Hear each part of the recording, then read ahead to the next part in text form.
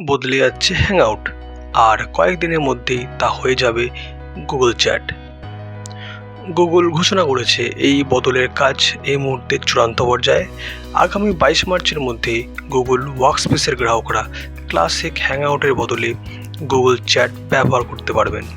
IPhone এবং Android স্মার্টফোনে যারা গুগল চ্যাট মানে গুগল হ্যাংআউট ব্যবহার করে থাকছেন, তারা গুগল হ্যাংআউটের পরিবর্তে গুগল চ্যাট ব্যবহার করতে পারবেন। হ্যাংআউট সম্পূর্ণভাবে বদলে যাবে। hangout.google.com যেমন কাজ করছে তেমনই করবে।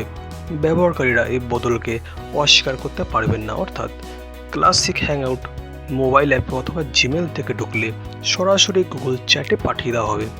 গুগলের তরফে দাবি করা হয়েছে এই পরিবর্তন সম্পূর্ণ হতে মোটামুটি 3 সপ্তাহ সময় লাগতে পারে।